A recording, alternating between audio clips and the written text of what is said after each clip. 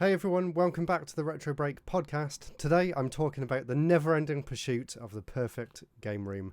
And the reason that I'm bringing this up now is because when I moved into this house around a year ago, I actually had a list of very specific things that I wanted to get in order to make what I believe to be a game room that I would be 100% satisfied with. Well, I ticked everything off on that list about half a year ago at this point, and I am still not satisfied, as you might have guessed, because pretty much every week, at least, there's one new piece of equipment that comes through the post from eBay or Amazon to add to this game room that you can see behind me if you're watching on Patreon, that is, anyway. So all those cables up there, I recently just bought a new component splitter so that I can plug in the Wii, the PS2, and finally get PSP capture up and running as well, which will be really cool. So yeah, basically it's a never-ending pursuit to try and upgrade equipment and build a easier space for me to work with in terms of filming videos and playing games. Although I feel it does come slightly at the detriment, at least, to actually playing the games, because I spend more time trying to figure out the best setups and to get the best cables and everything, rather than actually playing the games themselves, which, of course, should be the priority. There's no point having all these games and this whole room to play them in if I don't actually play anything, but that seems to be how things are going at the minute, so I kind of wanted to use this time to talk about some of the other upgrades that I've got planned, and also some of the games that I'm planning to play once those upgrades are in place too. And I really hope I stick to it as well, because I've gone through this endless cycle of upgrading and not playing anything for a long time now, so there's literally only a few more things left that I actually need in order to complete what I consider to be the ultimate game room. So I want to, at some point, upgrade the OSSC, which you can see over there if you're watching on YouTube or over on Patreon. And basically the reason that I want to upgrade that is, although I love the OSSC and I think it's fantastic at what it does have a few drawbacks. One of them being it really doesn't work very well with the GameCube down there, with the PS2, with the Dreamcast.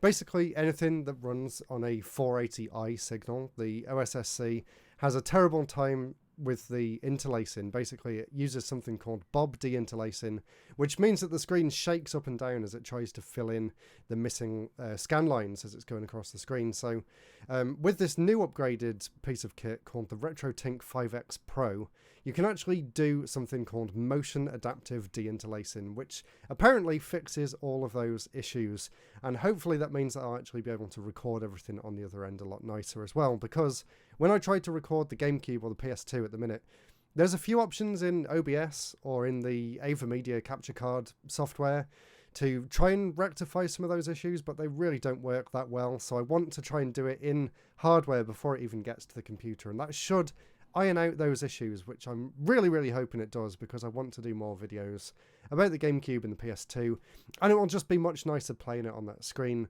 behind me as well. So that is definitely something that I'm thinking about getting sooner rather than later. Another thing that I've been thinking about getting, which will be a good upgrade, because a lot of the consoles down there, they're all really nicely organised and they're all really nicely plugged in and everything, but there is one major issue, and that is the fact that all of the controllers obviously have wires. I mean, they all did back in the 90s, but these days there are modern wireless equivalents for all of the retro consoles that I've got plugged in down there. So I want to try and upgrade all of my controllers to wireless alternatives to tidy up the front of the system there, and the distance between the systems and the computer that I'm recording this on is too long for the actual controller cables to reach, so I actually have to push my chair back like a few inches in order to actually use the controllers to look over here while they're plugged in over there, because the way this room's set up, there's just no way that I could have the consoles next to the computer, which makes streaming retro games at the minute practically impossible. So I think wireless controllers is the only real solution to that issue. So I'm going to try and get some wireless controllers. I might just start out with one or two consoles that I'm thinking of playing above the other ones. Maybe Dreamcast. I've got a few Dreamcast games I really want to play. And apart from that, and plugging all those consoles in, I want to get a better HDMI solution for this side of the room as well, because I'm constantly diving under the desk to change around all the HDMI cables for various things, because on my desk here I've got the RetroFreak, which is like 6 consoles in one, and then I've got the Analog Pocket dock, I've got the Mr. FPGA back there, and I've got the Switch dock as well. But obviously that's 4 lots of HDMI cables, and each time I want to swap between one of them or anything coming from any of the systems behind me there, I have to go under the desk and swap all the cables around. So I want to get a good maybe 6 in, 2 out HDMI solution, and then using the 2 out I can then plug it directly into the Mac in order to record the footage for doing videos, and I can also put it straight into the PC in order to record it on stream as well, to do it over on Twitch, or to use the AverMedia capture software, which kind of deals with frame rates a little bit nicer than OBS does. So that is something else that I want to try and improve. And as well as that, I also got a load of controller holders, which I'm actually going to stick on the wall over there. So when I do get the wireless controllers, I actually have somewhere to place them on the wall. So as you can see, things are still kind of out of hand in terms of the game room, but it's definitely a lot better than it was at least a few months ago even. And I'm planning to do a full room tour soon as well, because I spent a while tidying it up. If you're watching on Patreon now, you can have a kind of sneak peek as far as the camera will allow me to turn it. And I've basically managed to tidy up all the shelves and got most of the stuff that I want on display actually on display, so that's really cool. So I'm looking forward to sharing all that on YouTube soon. Something else that I want to try and get is a very, very specific issue that I've had and something that needs rectifying. So basically, a while ago, I bought something which is up there called the TV Game 6, which was actually Nintendo's first ever console. But the problem with that is the fact that it only uses an RF signal, so there's no sort of AV connections or anything, so you can't actually plug it into any of the stuff that I've got back there. I can't convert it to SCART or anything like that. And if I do try and plug it directly into the CRT back there using the RF cables, it only actually outputs in black and white because they were actually using a Japanese standard, which is completely different to the PAL standards that we've got over here. So I want to get something which allows me to take the Japanese RF signal and transcodes it in a way that you can actually output it onto a PAL or a modern computer and capture footage from it as well, because there's no point me showing off the TV Game 6, the colour TV Game 6, and only showing it in black and white. So I really need to get that sorted because I am planning on doing some Nintendo history videos soon, and I really want to show that off.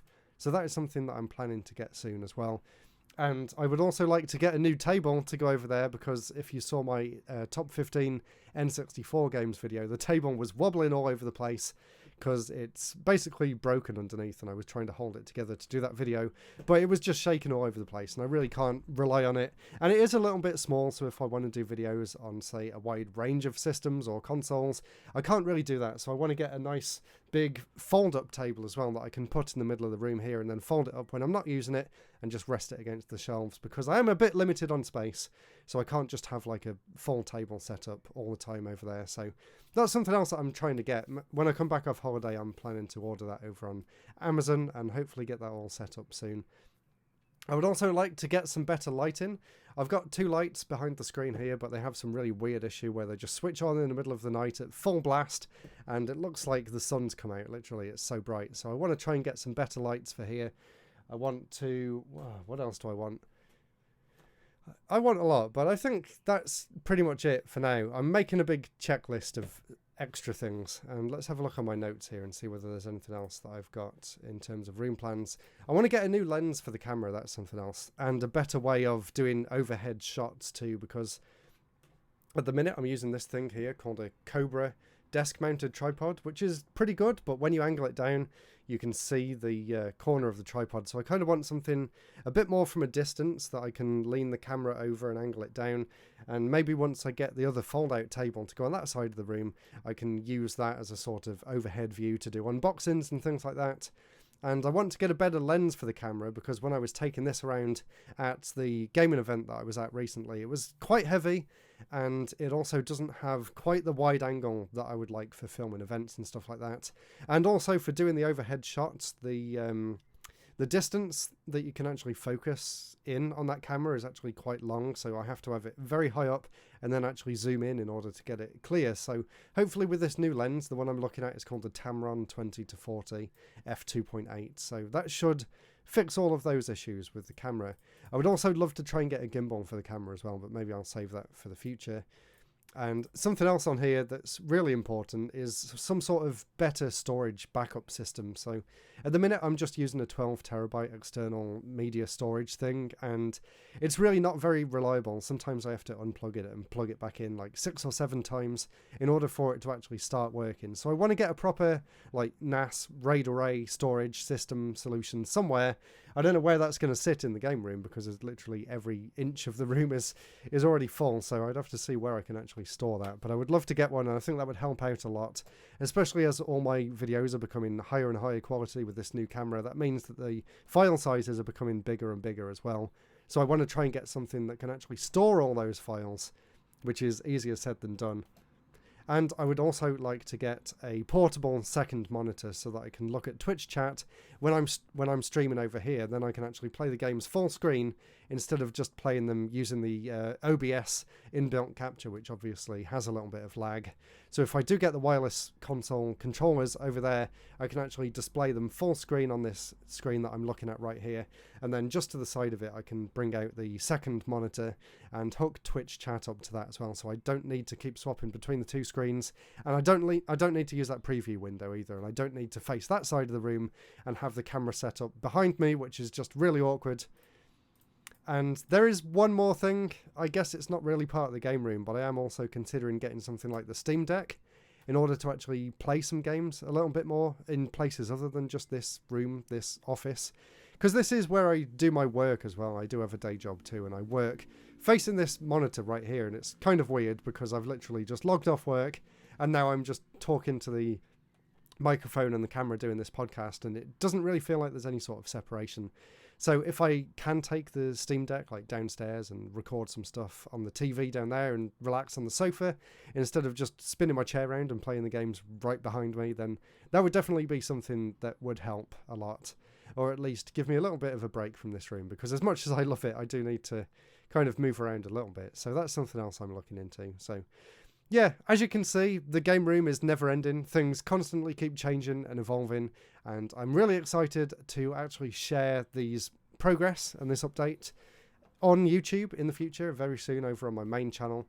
And I've got loads of great ideas for the main channel as well, which I will save for a future podcast, maybe for a future Patreon post. But basically, I've got 2 more videos to do that I'm working on for other people, and then I'm literally free to take the channel in any direction that I feel like. And I've got some really exciting ideas for the channel, and hopefully it actually means that I'll get back into playing some of the games in my collection as well. So really looking forward to everything else coming for the rest of this year. But for now, that's me over and out. I'm actually on holiday as you're listening to this in Tenerife, and hopefully I'm enjoying the sun. We did check the weather and there was a thunderstorm, so hopefully that is not actually happening right now. So anyway, thank you so much for listening. Really hope you're enjoying this podcast. If you're new here, go back and check out all of the other episodes. There's, 28 at this point. I'm amazed that I've managed to keep it going so long, and there's definitely more to come. Thank you all so much for your support, and I'll speak to you all again very soon. Goodbye.